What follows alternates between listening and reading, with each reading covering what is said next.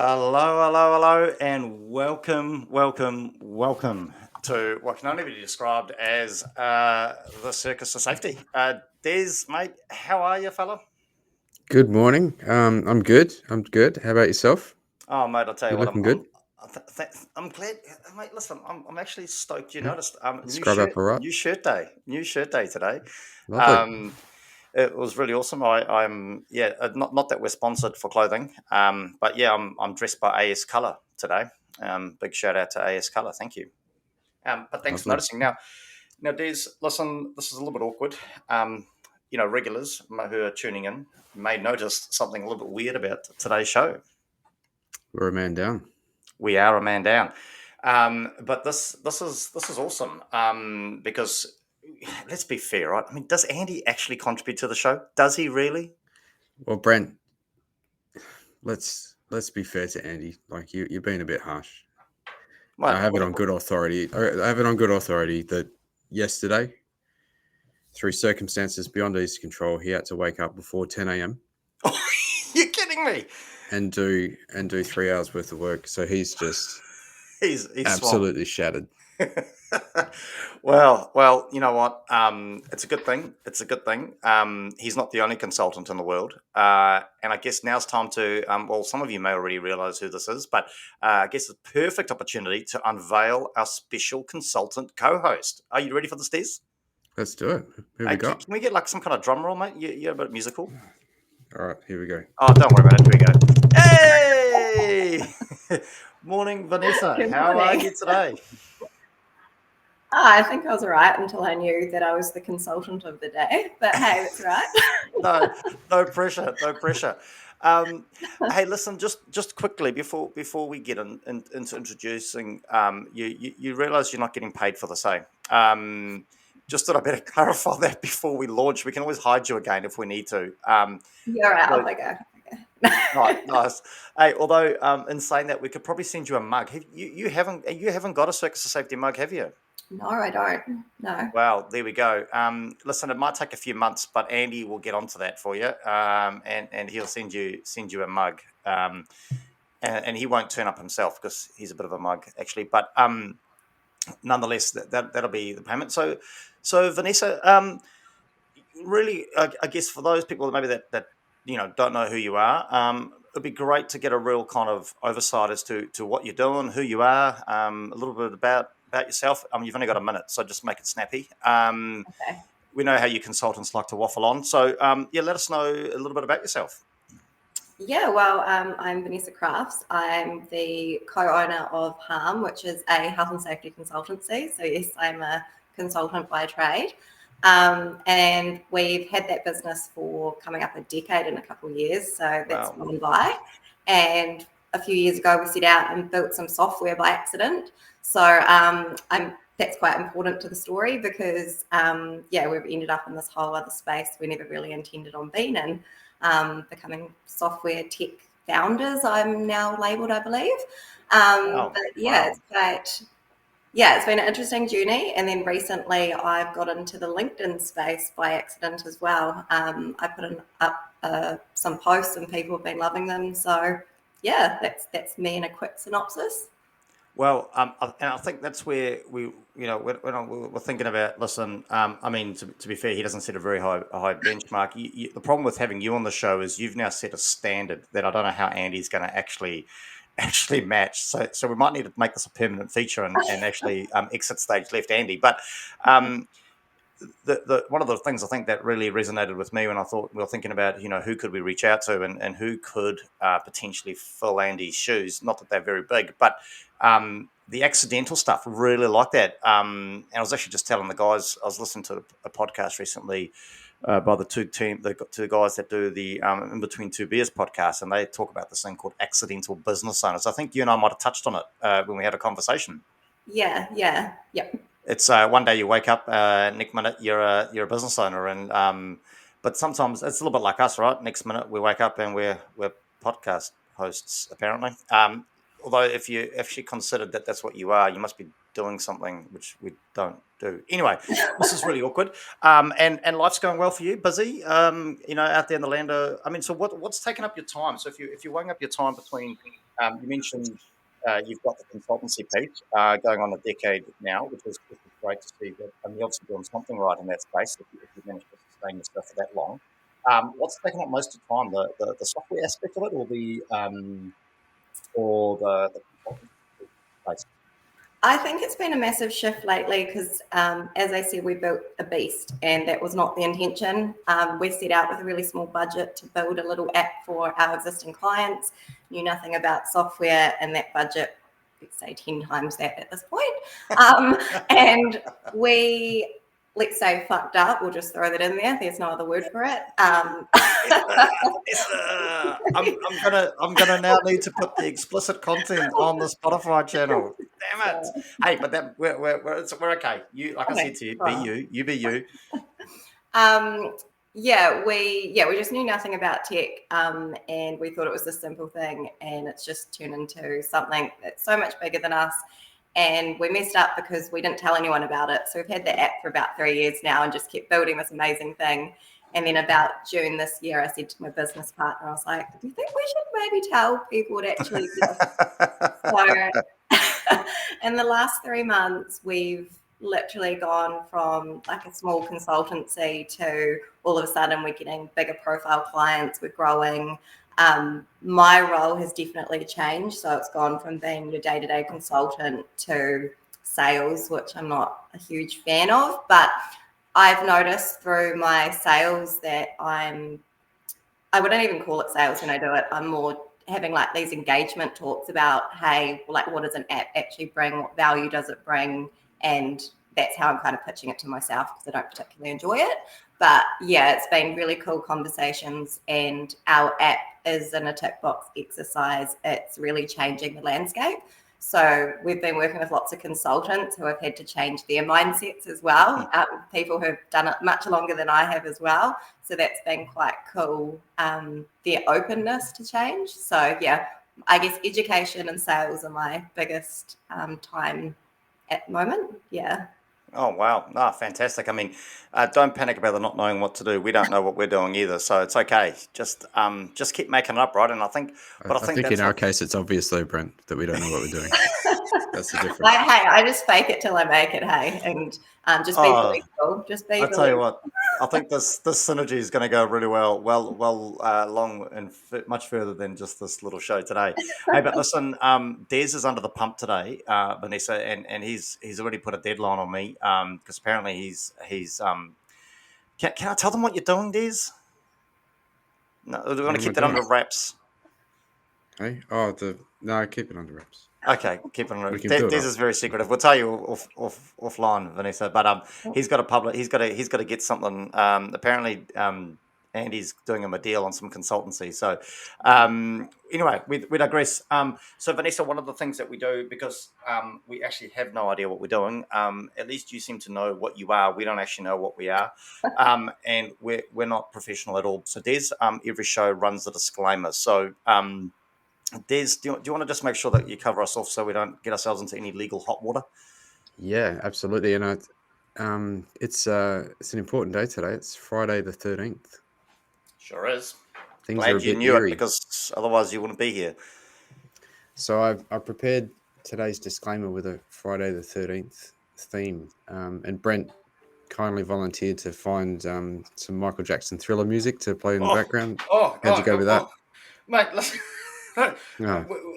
Sure, that's what I'm doing. Hang on. I didn't realise. Clearly, we don't communicate. Now, Vanessa, if you thought we actually knew what we're doing, this is definitely showing you that we don't have a clue. Well, I'll just kick on anyway, shall I? Yeah. Are you actually playing it? You told me to, mate. We're going to get the bloody cease and desist letter soon. Copyright breach. Well, hurry up and get this over with. On this most inauspicious day of Friday the 13th, by engaging with this podcast, you hereby acknowledge and agree that any and all information provided is for entertainment and general information purposes only.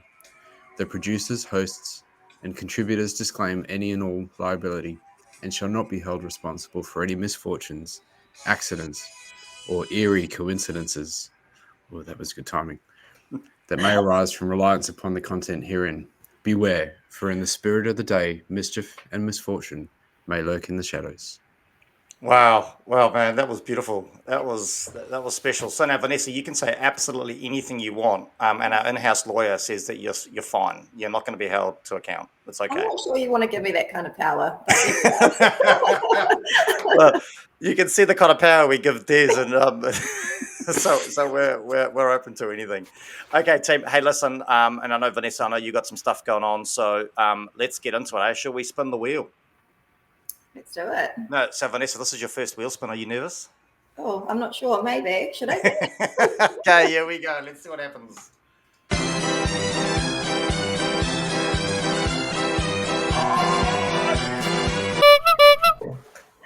Wow, there we go. I told you, Vanessa, Des never gets his own way.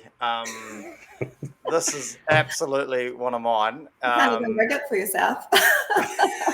Oh, wow. She's only been on the show 5 minutes and she's already giving me grief. That's awesome. Hey, listen, I was just saying to Des, I'm actually struggling. I can't see the live chat coming up. Des, for some reason. You might have to read out what the topic was so that people who don't have video can actually know what it was. Oh, what do you mean? People, oh, wow. Oh, okay. Good thing we got you on the show, Des. There's your contribution for the day. I'm so excited about the topic. Is self-preservation a risk control? I guess it's almost getting down to the thoughts of common sense a little bit, right? But so Des, if there's any chats or any comments popping up, mate, can you just, I don't know, give me a nudge, wink, because I seem to have the spinning wheel of death on my chat screen for some reason. But wow. So Des, I mean, apart from being disappointed that it's not your topic, and that I've got so many great topics, I mean, your initial thoughts, what are you thinking? Is self-preservation a risk control? I think this is Andy's topic, which makes this even better. That he's not here. Yeah. And I don't know the answer to that, but I do know that people's perceptions of risk are different. Sometimes it's smack bang in the face of conflicting data, and that's a really interesting thing to explore. I can explain what I mean by that. I'm hoping you will, because I'm lost. Okay, well, people are afraid of going into the ocean with sharks, right? Well, wouldn't you be? But statistically, you've got more chance of something happening to you in a road traffic accident on the way to the beach than you do to actually get attacked by a shark. So that's hard data, contrary to people's perceptions. Okay, Debbie Downer. That's okay. We're into it. What a way to start the day. Vanessa, I mean, this is your first spinning wheel of death, landing on is self-preservation or risk control. I mean, what's the first thing that came to your mind when that topic landed? I guess I was swaying to the she'll be right Kiwi attitude. Like, we care about ourselves, but we care about the thing that we want to do more, I would argue. And nice. It's not that we don't care about ourselves. We just know better. We definitely have a culture of that. So I think we're almost detrimental to ourselves sometimes by, we're just very behavior driven. Like, if it's something we learned as children, our risk perception is probably terrible. Climbing trees and doing all the things that we should be doing, we're a bit comfortable, might be my thoughts on that topic initially. Yeah, no, and it's great. And it's actually quite ironic how the universe aligns. Like, I mean, it was like a bit like last show, Derek Toner, and I believe you know Derek as well. Mm-hmm. It's an incredibly small, incestuous world in New Zealand, full stop, I think. But, Vanessa, we've actually got international listeners to the show, so I've just got to keep reminding them that we're in this little country called New Zealand, or Aotearoa, and our population size is the size of their cities, so that they understand that we all seem to know each other. But I was listening to, talk about serendipitous, I was listening to Heather Duplessis Allen on News Talk ZB. Now, listen, I'm not suggesting for a minute that this show is of anywhere near the same caliber. But if News Talk ZB want to pick us up, we're open to working for free. She was talking about it last night too around parenting, right? I don't know. I don't actually know. I don't want to bring your personal life into this, and I don't know anything about your personal life. But I'm a parent. I've got 2 boys. Bless my wife. She thanks me every day for that. Our oldest son just got his driver's license, right? And they're talking about helicopter parenting, and I think that's where you're kind of going onto it there, right? If we wrap people up and they don't know what they don't know, then our risk perception becomes a little bit twisted, I guess, to some extent, right?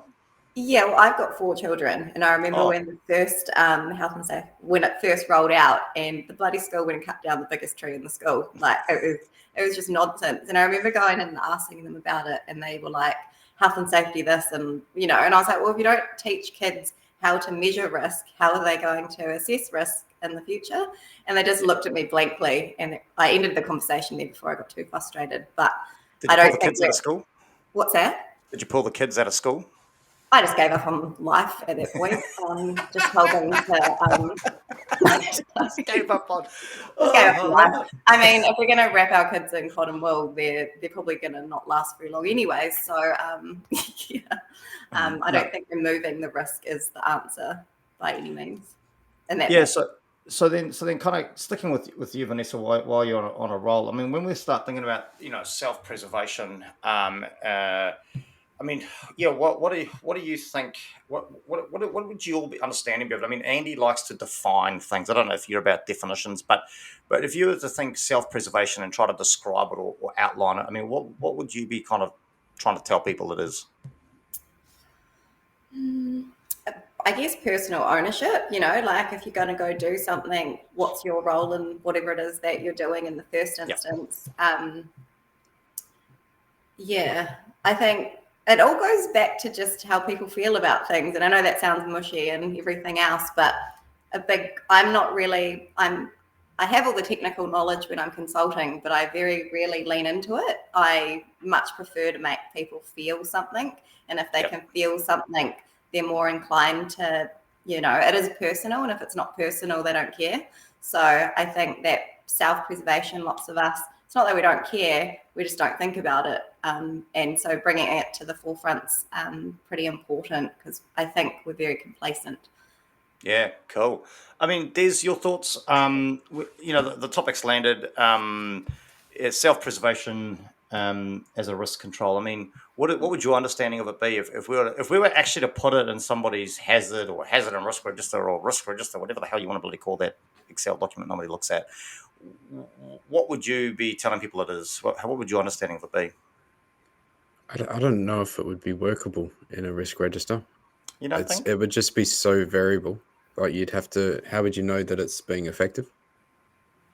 Well, if everyone got out of the so I guess how about we go down this road? I mean, I've had a lot of time to think about this. I do like this topic, and my theory is right. I mean, how many times? And I'm going to ask both of you this. And how many times have you been to a construction site, or you've been to a conference, or you've been to something along those lines, right? And the first thing people do is what they tell you about the emergency evacuation, right?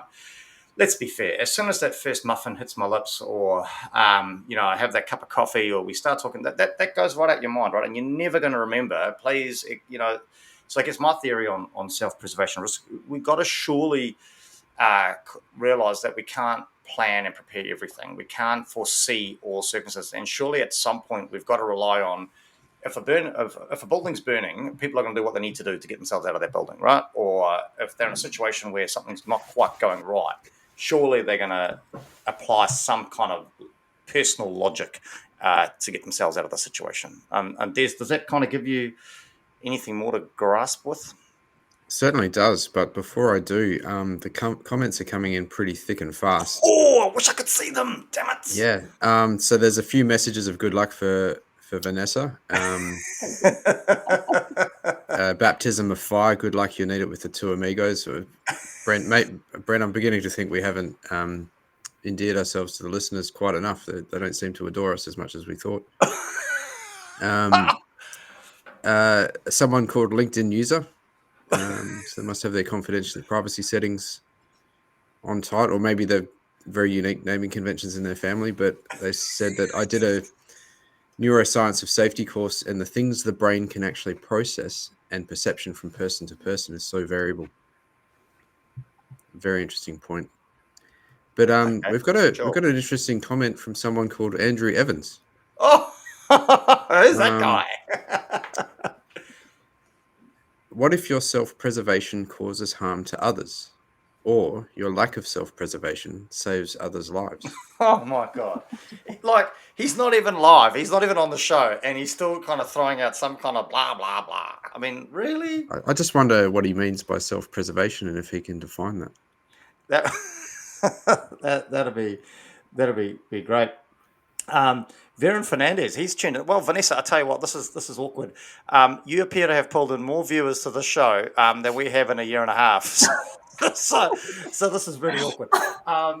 Veron Fernandez, he's raised a good point here. Vanessa hit the nail on the head. Culture context is so important in this piece, right? And I guess he's not wrong, and that's kind of where we're sort of going with it. I've just Matthew Sagrove, thanks for tuning in. Clearly he's lost and we haven't got him on board because he's wanting to know where this is going. And where I guess I see this going is, surely we can't control every situation, right? Surely we can't see everything that could happen. Surely we can't plan for absolutely everything. So at what point do we need to rely on individuals to kind of go, you know what, I'm in a situation here. I need to actually apply some thinking myself, and I need to remove myself from the situation. Vanessa, if I keep going down this road, which I seem to be kind of beating a drum on, I mean, what are your thoughts on that? Would you actually ever suggest to somebody, and I guess if we acknowledge that maybe at some point we do need to rely on an individual to kind of go, hey, I'm in this situation. I actually have something to contribute here. Why wouldn't we acknowledge that in a register of some sort as a control? It's a tricky one because it's not really measurable, as Des said earlier, and it's always going to be, what's going on in your life, what's important to you on the day. Like, obviously you'd think your safety is always going to be the first thing on your mind, but unfortunately it isn't. I think having more specific controls makes it better because it's more step by step by step. There's no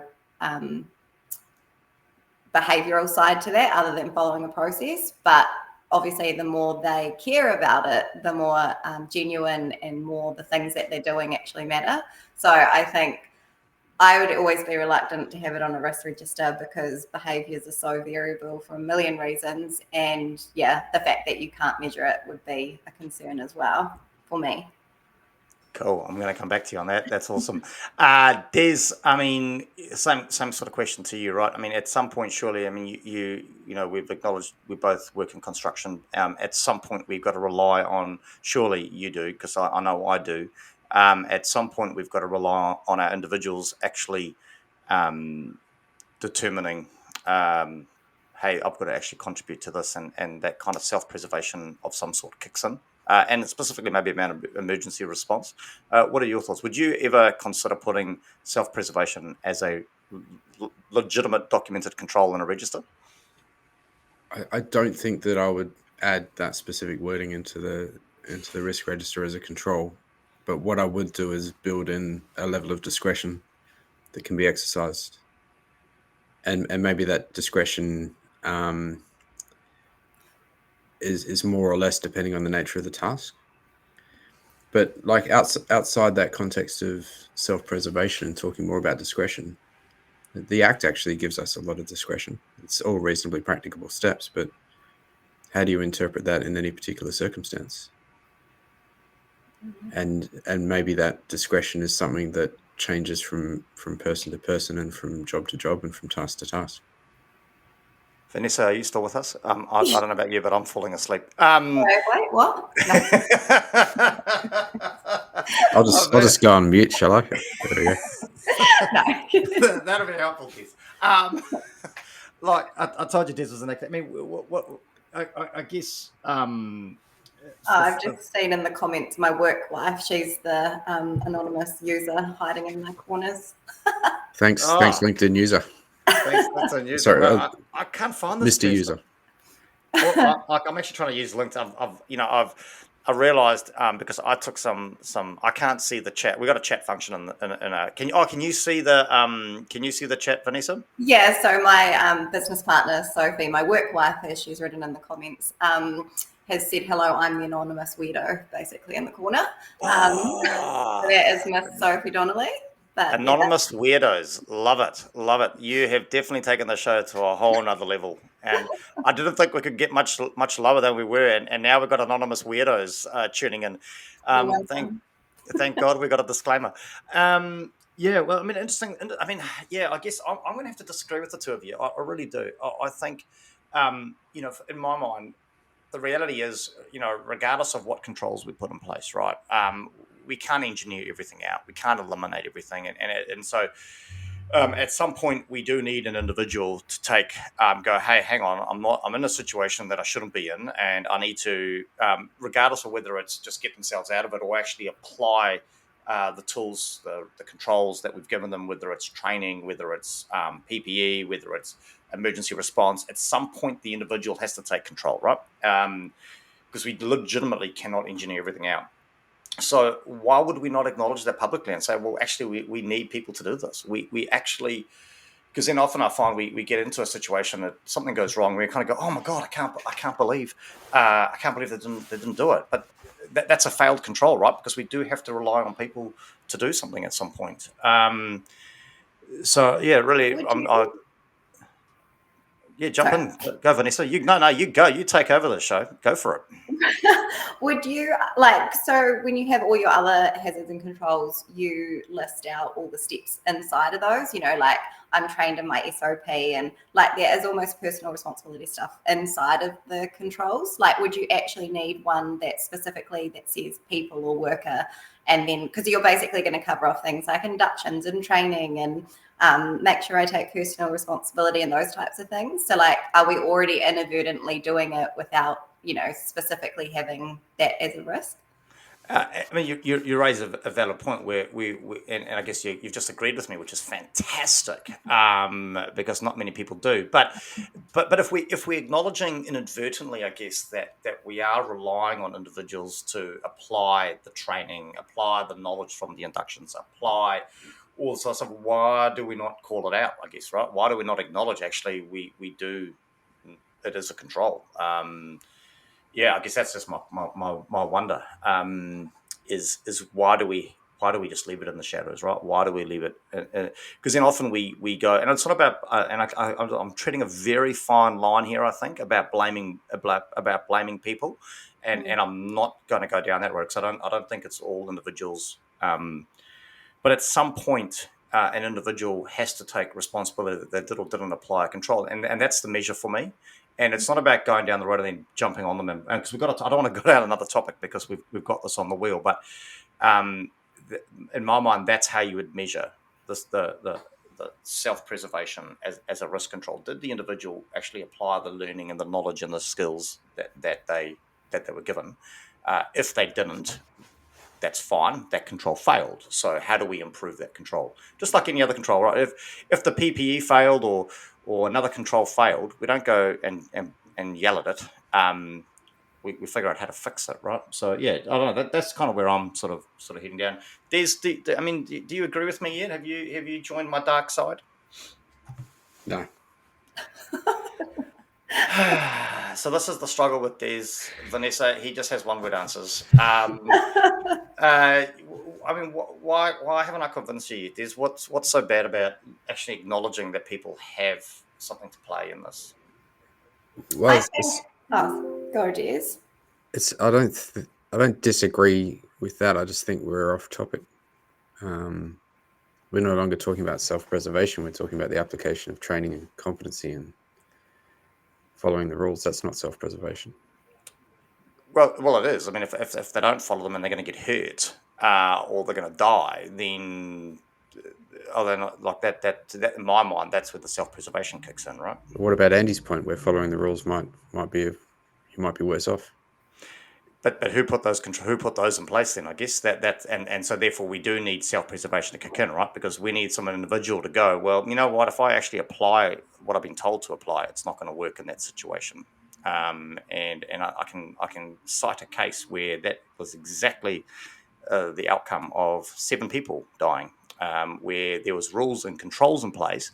The individual response was effectively to just follow those rules and processes through no fault of their own. That's what they were shown. That's what they were trained to do, and that resulted in the loss of 7 lives. So, whereas if self-preservation had kicked in and we acknowledged that and given that person, if that freedom, then potentially we may not have lost those lives. Vanessa, you look perplexed by my statement. Any further thoughts? I like to think that I'm always an open-minded person. I like to be persuaded. It's one of the best things about my work wife is she challenges me on everything. So I've had a very long time of it. So I do like to have my opinions questioned sometimes. And yeah, I think what you're talking about is interesting. I'm still not sure. The look of confusion on my face. And for a few reasons, because I keep thinking, if you were to add it, would it not always be a critical risk? Because being able to actually control it is pretty difficult. Like, it's so variable, and you can put every single thing in place and they still fail. And the likelihood of failing would probably still be quite high because, you've got social factors, you've got their stress levels, their family, there's all these other things when they come to work. It's not always going to be linear, no matter how much training you give them. Like, that's my brain's going. No, great. And listen, just like I said to you on the pre-call when we reached out to you, you don't have to always agree with me. I mean, I may never invite you back ever again, but you do not have to agree with me. I mean, I put up with Des. I mean, he never agrees with me. Him and Andy gang up on me, to be fair. Oh, I'm more than happy to tell you I don't agree. I'm just intrigued. I am thinking. I'm more than happy to be like, nope, just like Des did. No worries. But yeah, it is getting me thinking, which isn't a bad thing. Yeah, and I guess that's the whole point of this, right? It's about challenging. It's about asking those questions, and it's not necessarily right, wrong, or otherwise. It's about and that's what I guess we want people to take away from this, right? Is that, hey, listen, you may not agree with what I've said, and probably half the LinkedIn posts that will be coming flat, screaming through in a minute will be telling people that I'm an idiot,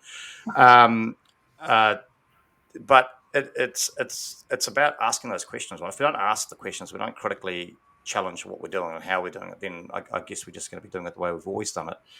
So Des, I guess I know your answer on this because I am mindful of time. But I mean, do you see that self-preservation has any place in Safetyville whatsoever? I think it does, and Vanessa, I think, might have just opened my eyes to think of it not just as a control, but also as a risk. Oh my God! As a potential hazard, actually. Sorry. Wow. Okay. Wow. There we go. So Vanessa, I mean, how do you feel? You've just converted Des to your side. I mean, how do you feel? I told the man of many, very few words. Just had quite a few words. This is the problem with Des. He never says what we want him to say. I mean, so thinking about a magical place out there, Vanessa, we call it Safetyville. Do you, I guess, feel that there's possibly some place for self-preservation as a risk control, or self-preservation as risk control in there at all?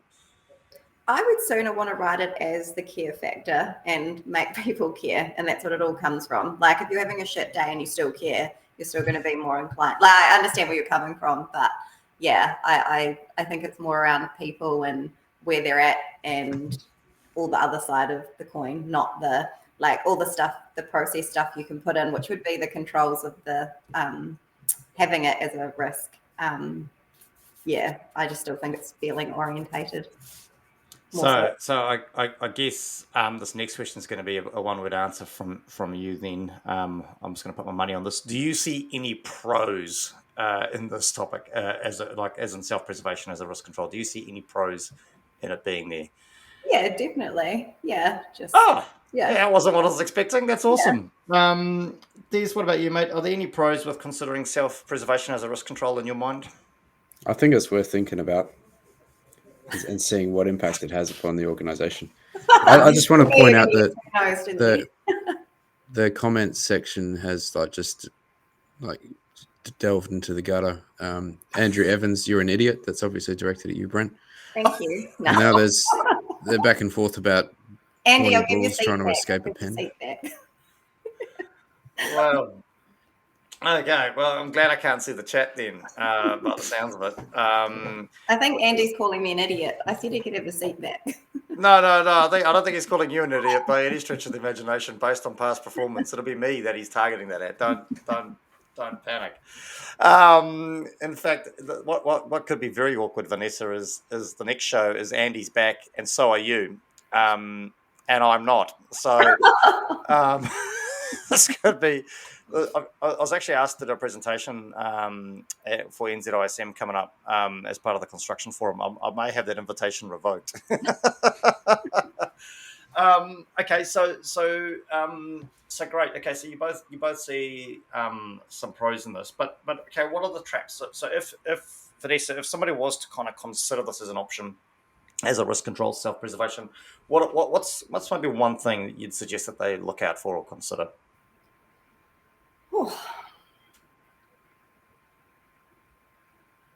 I'm still thinking how it works. Like nothing's jumping at me because of my perception of it in the first instance. So I'm not sure yet. I'm still muddling this one over. And I'm starting to think maybe I haven't sold the topic very well, to be fair. Like, I'm still not convinced on it, which is why I don't just have one off the bat for you. So, okay, well, yeah, no, and that's fair enough. And maybe I can try and wrap up the show with maybe what I was thinking about, and maybe we could do a spin-off show or something. I don't know. And we will be looking to do a bonus show next week on this topic. So, a bit of time for people to ponder.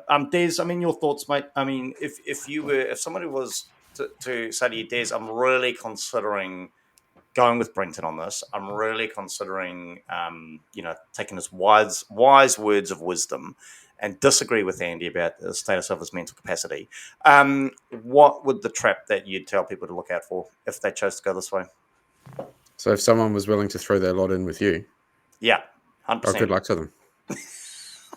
Best wishes. Oh, wow. Okay, cool. No, I think it would be very problematic, though, to think that you could really understand this concept and apply it in any meaningful way. I think you would be kidding yourself. So are you suggesting that maybe I'm at like a neck level kind of level when it comes to this sort of safety stuff, mate? Is that what you're saying? That's what I'm taking away from this, that you're suggesting that maybe I'm at like a whole nother plane, whole nother level. Well, look, we all have different perceptions and opinions and differing levels of excellence. And you do you. Yeah, you do you. That's gotta be the bloody call of the bloody show. You do you. Love it. Absolutely love it. Hey, okay, well, look, again, just watching the clock. Somebody's got to keep you two misfits under control here, and I guess that falls with me. So as we start to sort of wrap it up, any last words from you, Des, on this topic? No, I don't think so. I've said what I want to say. I'm interested to hear what Andy has to say about it, though. It is his topic. Actually, don't care. You should catch him next week. Don't care. Sorry, Vanessa, any last words on this topic before we start wrapping up our show? No, that's me. That's you. I might have to write a white paper on this and take my greatness to a whole nother level. I'm sure ChatGPT will have something for me. So I'll throw out a white paper on it. Do need to actually say goodbye because I need to jump off. I'm a little bit reluctant to jump off and leave you guys for 5 minutes. Anyway, but I do have to shoot. Sorry, but this was amazing. Thank you for inviting me. Yeah. It's been an absolute pleasure, Vanessa. Thank you so much for putting up with us. Your opinion, I'll publicly acknowledge is valued by Des. Maybe not me, but that's okay. You do you, apparently, is the phrase. So take care. Have a great weekend, and we'll catch you soon. Awesome. Thanks, guys. See you later. So Des, as we look to wrap the show up, I mean, wow, what a show, right? I think that was the most engaging show we've had. I think so, and it's probably, I reckon, one of the most difficult topics that's ever been presented. I dead set didn't know where to take that or what to say. and I hate to say this, that maybe Andy has harping on about definitions is correct, right? And maybe I haven't sold the thing. And I guess the example I wanted to use, right? You're in the top of a building, the fire alarm goes off. Yes, you've got emergency exits. Yes, you've got processes in place. But at some point, you need an individual to actually go, you know what? I need to get out of this building. And you need that individual to actually kick into gear and do what they need to do. And that's where I was trying to go with the self-preservation thing as a risk control. And if we do need people to do something, I mean, you like if the emergency alarm goes off, right, not everyone lies on the floor, goes, and waits for the fire service to come running in and grab them and drag them out, right? We expect people to kick in and go, holy mackerel, something's going on. We need to get out of here, and they need to do what they need to do. We need all that stuff to kick in, and I guess that's where I was going with self-preservation as a risk control. And if that's the case, then why don't we just acknowledge it, that we actually do need people to do it? And is it sufficient that it's inherent that we need people to do stuff, right? Yeah. But I'll write that white paper at some point in time, maybe, possibly. Well, think about that. I think if self-preservation was exercised in a sort of realistic way, you would have to seriously consider or reconsider getting behind the wheel of a car, because the statistics are so bad.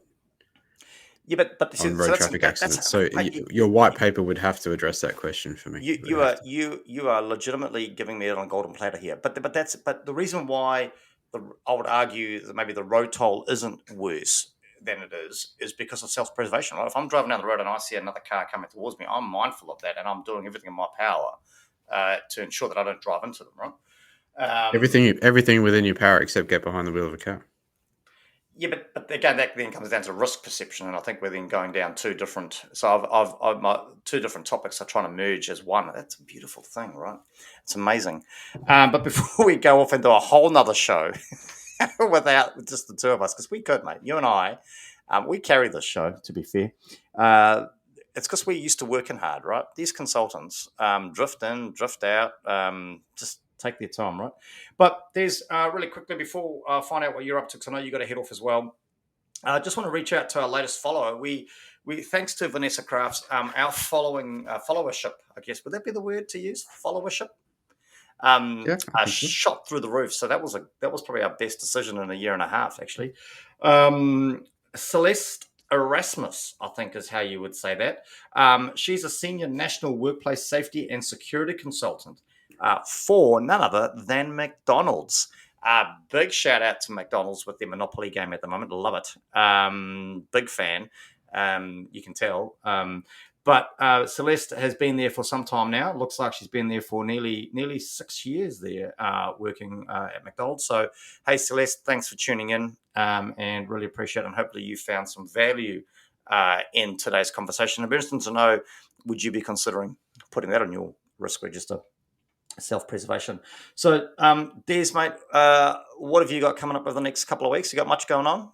Yeah, I've got a bit of travel. I get to go to Picton for several days, which should be pretty cool. Is that work-related? Yes. Nice. Yep. Nice. About yourself, what are you up to? Oh, mate, listen, it's all go. We're opening an incredibly large shopping centre next week at work, which is quite exciting. I have my last face-to-face InchPo meeting in Wellington. Unfortunately, I can't stay for the HAZANS conference. Being a HAZANS registered person, I'd love to have stayed. Competent. Yep, I'm competent. I'm a HAZANS registered competent professional. Although I might have that revoked after this show. Do you think they could do that? Actually, that's a good point. If we went off tangent, do you think they could revoke my registration based on my? It might be them exercising self-preservation. Arguably, yeah. I love it. Love what you did there. But yeah, unfortunately, it's a flying visit for me into Wellington, opening a shopping mall, and so pretty hectic. But after that, hopefully, it's a bit of an easy run. So so great show. I thought. Just thoughts with Andy Evans and family as they travel abroad.